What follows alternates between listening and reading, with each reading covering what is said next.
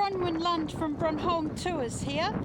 I'm just standing on the Swan River in Perth in Western Australia, and then up into the city of Perth Central Business District.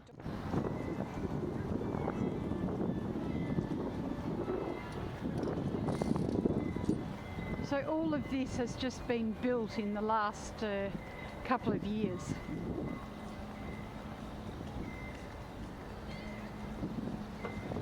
Just goes to show what a wealthy state Western Australia has become based on the mining industry.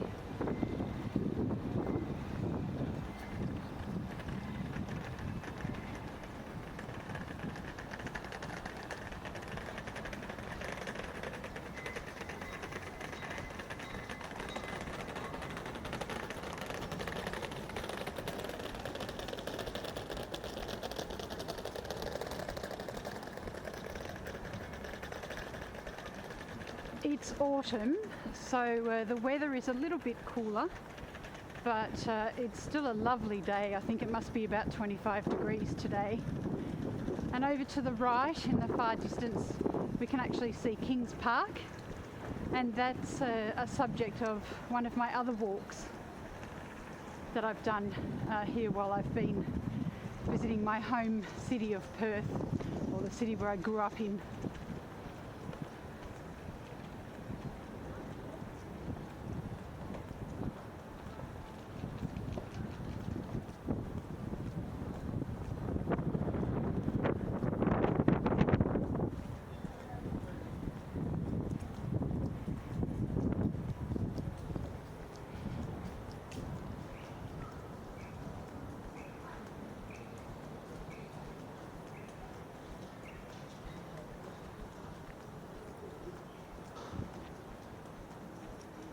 There's an island there with a brewery on it. That's all new. That didn't exist 5 years ago.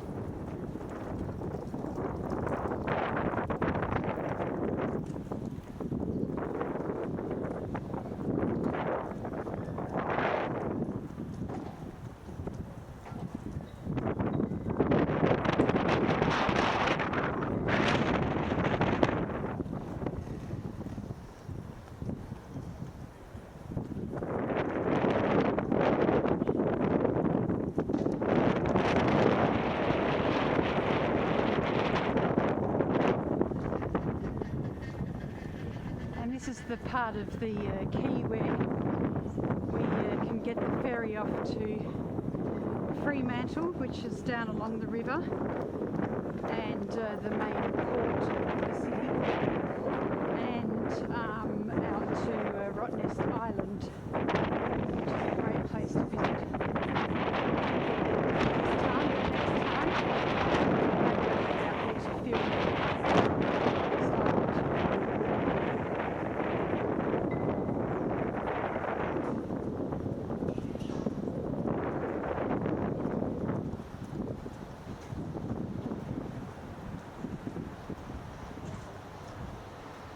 You can get a nice river trip on the ferries here.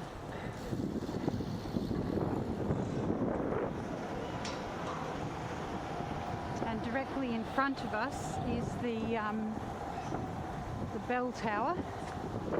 That actually contains the bells of St Martin's in the Fields, which is a church that existed in England. Those bells have travelled a long way.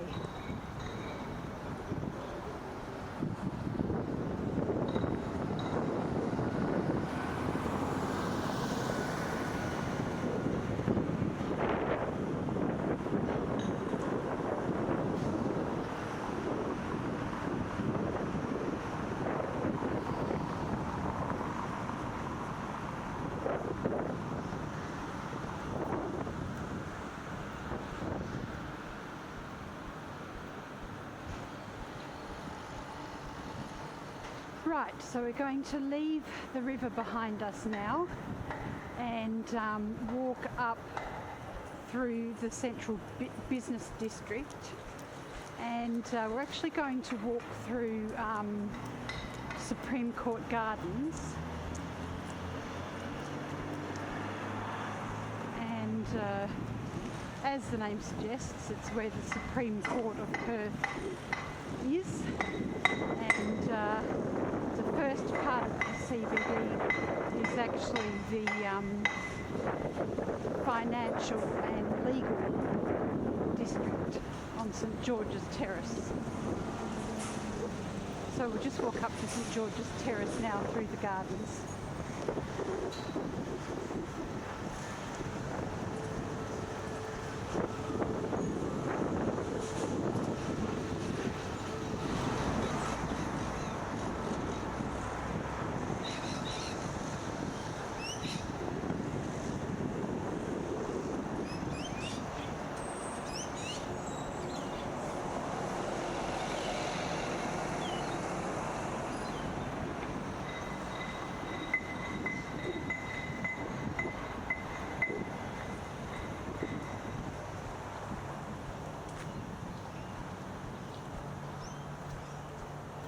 So in front of us is the Supreme Court of Western Australia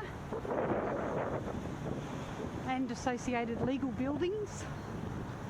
And actually over to the very far right, you can't see it behind all the trees, but that's the residence of the Governor-General. And the Governor-General is the Queen's representative in Australia.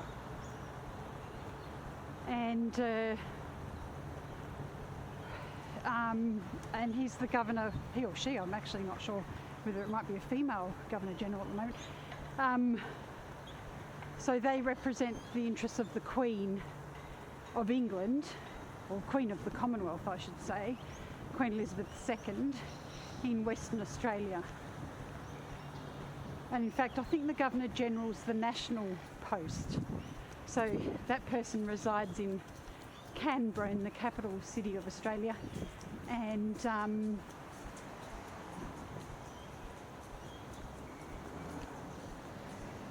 the Governor of Western Australia represents the Queen's interests in Western Australia. I don't think he gets the title, he or she doesn't get the title General in their name.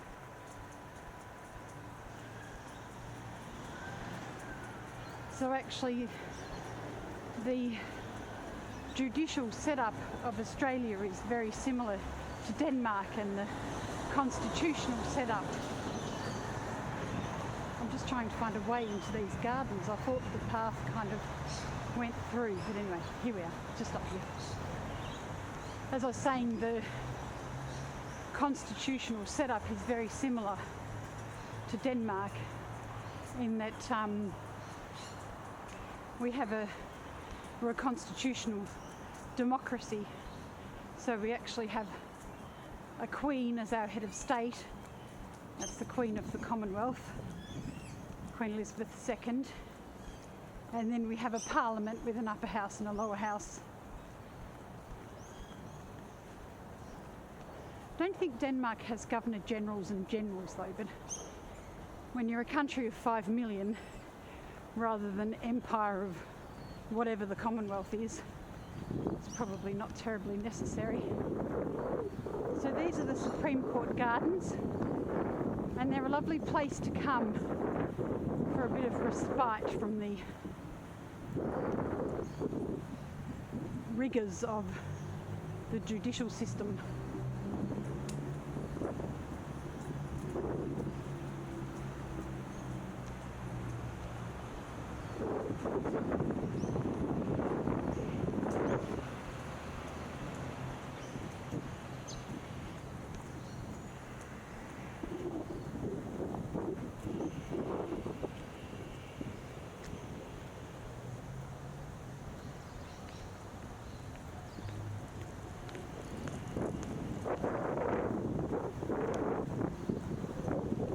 We'll just pop over here and have a look at St George's Cathedral. This is the Anglican Cathedral in Perth. It's actually where my brother was married. His wife went to an Anglican girls' school, so they got married in St George's Cathedral here. And the name of the street is St George's Terrace, and it's actually named after the cathedral, of course.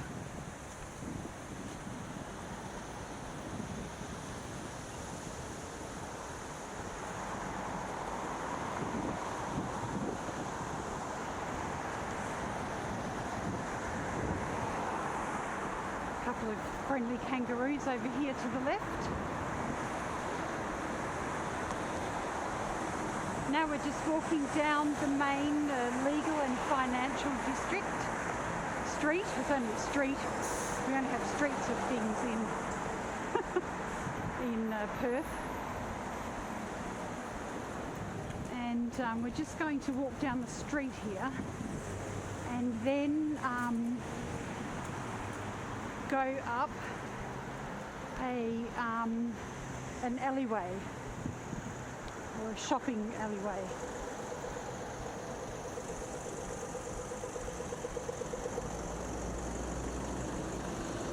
Nip across here.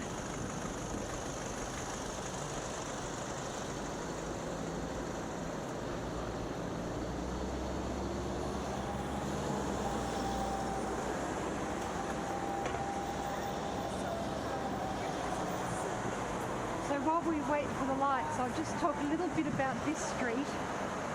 Up on the right hand side, in fact, if I just go out to the edge, you can see the Perth Town Hall, and on the side of that town hall is a McDonald's sign. And I actually used to work at that McDonald's when I was a teenager. Right, let's come across here. My dad used to drive in and pick me up after the midnight clean-up shift had finished, all the way from our house. And my sister and my cousin worked there as well.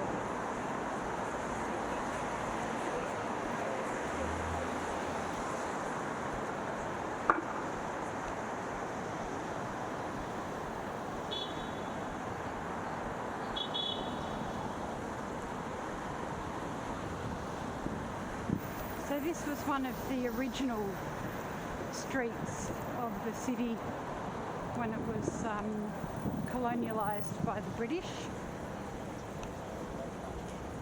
or colonised by the British, I should say.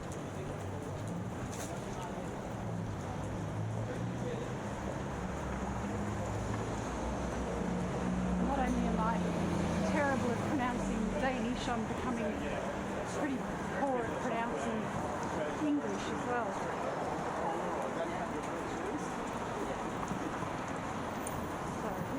So this is the arcade I wanted to walk up. It's a rendition, I suppose you would call it, of a Shakespearean London. So we'll just walk up through it, and you can make up your own mind what you think of the rendition.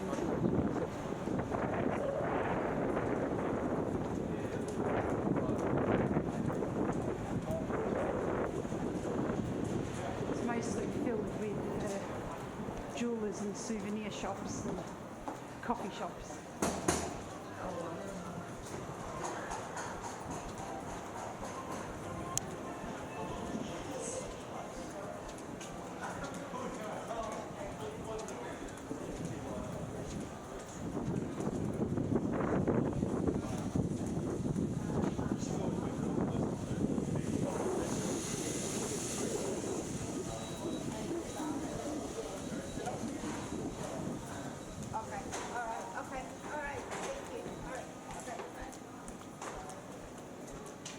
So you can see the Tudoresque decoration of the arcade. Now we're going to exit this arcade and we're actually going to walk out into Hay Street Mall. And so Hay Street and St George's Terrace were about all that existed when I was a kid. This was basically Perth. If you came into Perth, you'd come to Hay Street to do your shopping. And as you'll see when we go through another arcade, it has actually expanded quite significantly in the last 40 years since I was a child. Well, 35 years since I was a child. We're going to walk down one of the older arcades. It's called Carillion City, and it's probably the biggest. And once again, there seems to be this fascination with bells. See the bells at the top, and you can also see some of the skyscrapers, mainly built by the incredibly successful mining companies that operate out of Perth, but most of the activity is of course north of the city.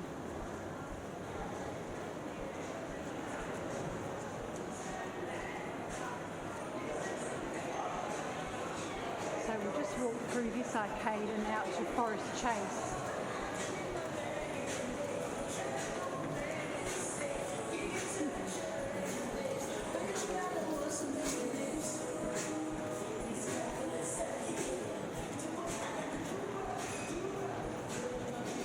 Camera seems to be my friend today. I don't want to say too much because I might jinx myself, but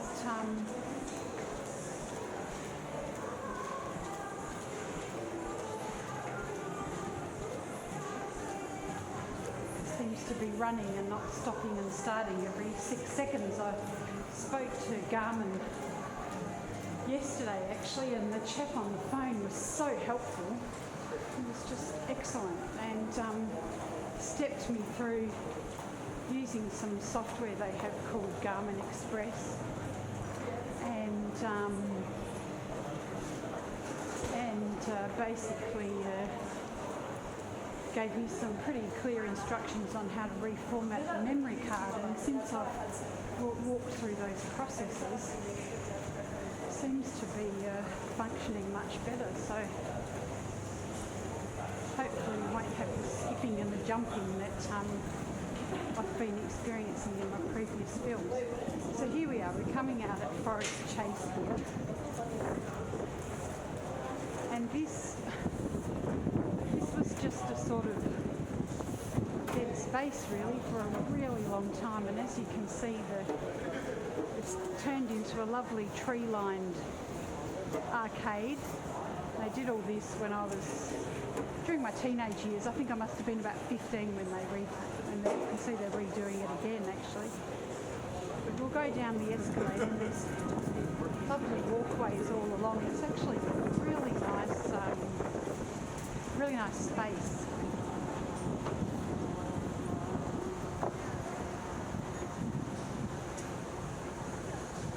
So the city has been developed really from the river onwards over the last 200 years since settlement.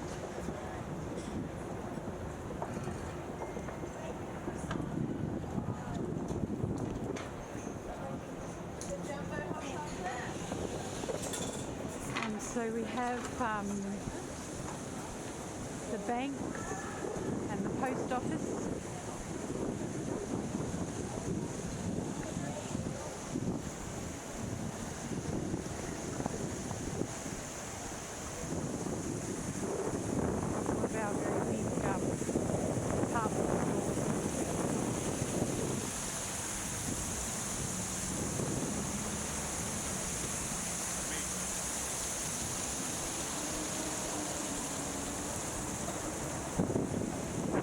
Once we get through this square, which is called Forest Chase, we come to what's essentially the public transport hub of the city. And this was basically the end of the CBD, or you'd come into Perth here, get off the train, and walk up to Hay Street, and that would be your experience of Perth. But of course now it's completely different. That's the train station in front of us.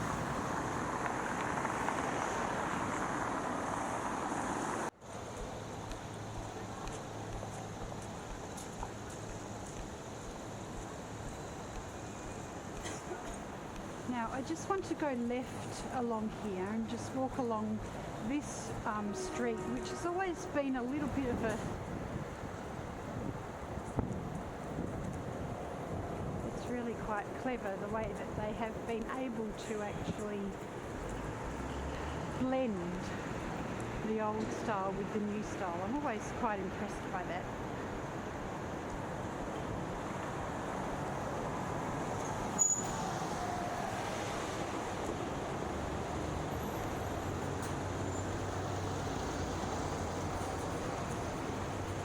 And on the right, as we come up to this intersection, is the Horseshoe Bridge, which has been around for probably about 120 years.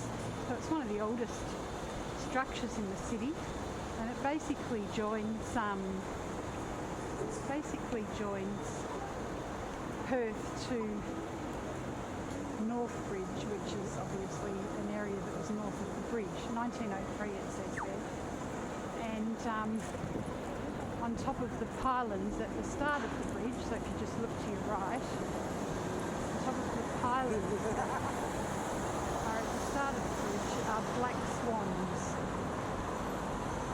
And black swans are native to Western Australia and caused quite a kerfuffle when the British sailed down the Swan River and saw the black swans, because it had been hypothesised that black swans could exist, but no one had ever seen one.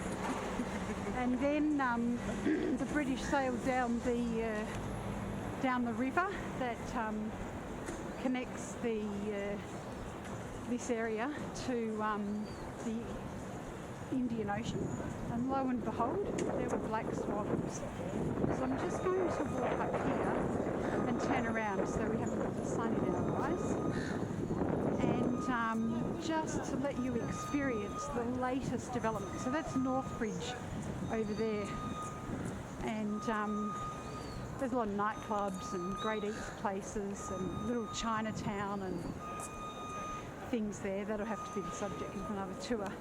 But I just want to come here and turn around and then end the tour here, because this is actually a brand new development, and it just goes to show what has been going on in Perth in the last couple of years, and you can actually get a very good view of some of the enormous skyscrapers that are either banking or mining companies. And this is Yagan Square, and it's actually named after an Aboriginal freedom fighter called Yagan, and there he is standing over there on the left, and he really worked hard to defend Australia from white colonisation or British settlement. Obviously he didn't succeed, because here we are today, but I just think it's a lovely square, and it also connects Perth to Northbridge, which was somewhat of an issue before. It was always a bit difficult to get across to Northbridge, or you just had to go over the Horseshoe Bridge, but now you can just walk straight through. So that was a tour of of Elizabeth Quay and the CBD of Perth. This is Bronwynlund signing off from BronHolm Tours. I hope you enjoyed it. Bye for now.